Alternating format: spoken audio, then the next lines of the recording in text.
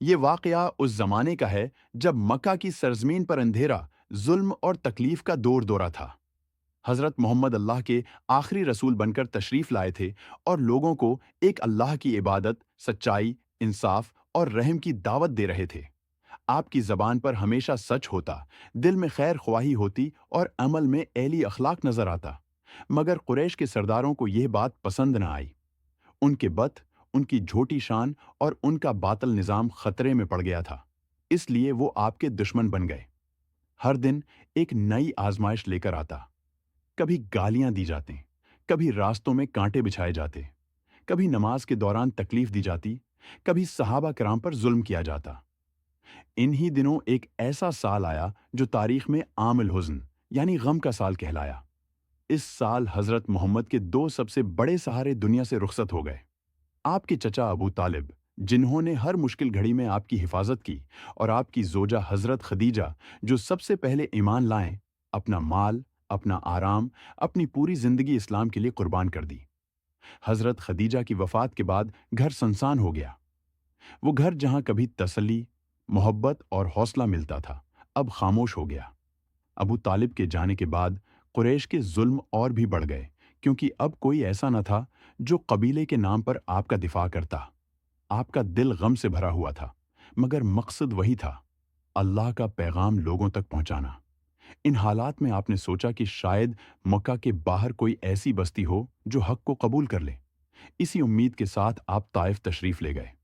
طائف مکہ سے دور ایک سرسبز اور خوشحال شہر تھا۔ آپ پیدل سفر کر کے وہاں پہنچے۔ آپ کے ساتھ صرف حضرت زید بن حارثہ تھے، جو ہر حال میں آپ کے ساتھ رہنے والے وفادار صحابی تھے۔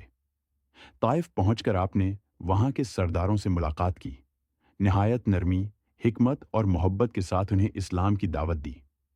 فرمایا کہ اللہ ایک ہے، اس کے سوا کوئی عبادت کے لائق نہیں۔ ظلم چھوڑ دو، یتیموں اور کمزوروں کا حق دو، اور سچائی کو اختیار کرو۔ مگر طائف کے سرداروں نے اس دعوت کا مذاق اڑایا۔ کسی نے کہا کہ اگر تم واقعی اللہ کے رسول ہو تو اللہ کسی اور کو کیوں نہیں بھیج دیتا؟ کسی نے کہا کہ ہم تمہاری بات سن کر اپنے بچوں کو بھی خراب نہیں کرنا چاہتے۔ صرف انکار ہی نہیں کیا گیا، بلکہ ظلم کی انتہا کر دی گئی۔ انہوں نے شہر کے اوباش، لڑکوں اور غلاموں کو آپ کے پیچھے لگا دیا۔ وہ بچے راستوں میں کھڑے ہو گئے اور حضرت محمد پر پتھر برسانے لگے۔ حضرت زید آگے بڑھ کر آپ کو بچانے لگے۔ پتھر زید کے جسم پر لگتے رہے، ان کا سر پھٹ گیا، خون بہنے لگا۔ حضرت محمد کے مبارک پاؤں زخمی ہو گئے، جوتے خون سے بھر گئے، مگر زبان سے کوئی بددعا نہ نکلی۔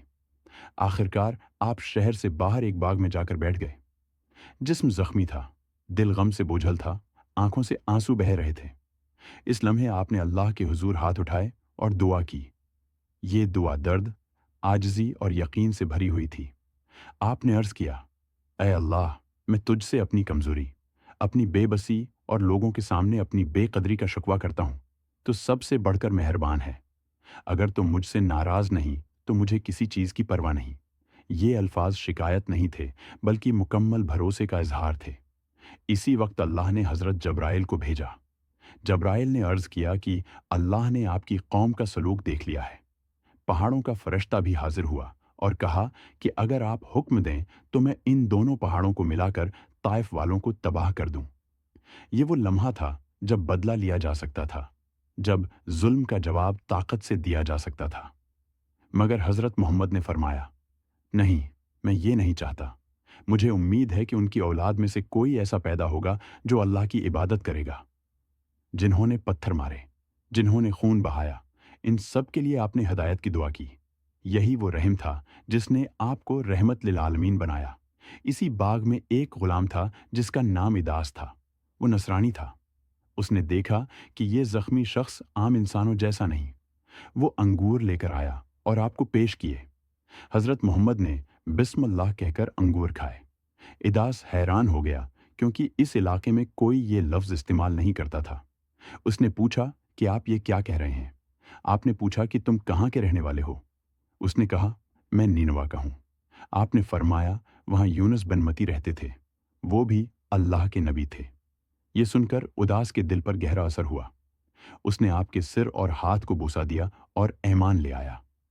شدید تکلیف کے عالم میں بھی حضرت محمد کا دل لوگوں کو اللہ سے جوڑنے میں لگا ہوا تھا۔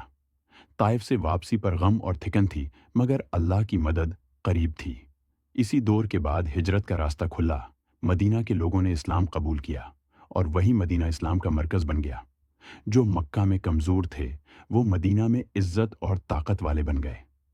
طائف کا یہ واقعہ ہمیں سکھاتا ہے کہ سچ کے راستے میں تکلیف ضرور آتی ہے، مگر صبر اور رحم کبھی ضائع نہیں جاتے۔ اگر اس دن حضرت محمد بددعا دے دیتے تو شاید طائف کا نام و نشان بھی نہ رہتا، مگر آپ کی رحمت نے اس شہر کو بھی اسلام کی روشنی عطا کی۔ یہ صرف ایک واقعہ نہیں، یہ صبر کا امتحان، رحم کا سبق اور انسانیت کی بلند ترین مثال ہے۔ حضرت محمد نے یہ سکھا دیا کہ اصل فتح تلوار سے نہیں بلکہ اخلاق سے حاصل ہوتی ہے، اور جو درد کو بھی دعا بنا لے وہی اللہ کے نزدیک سب سے عظیم ہوتا ہے۔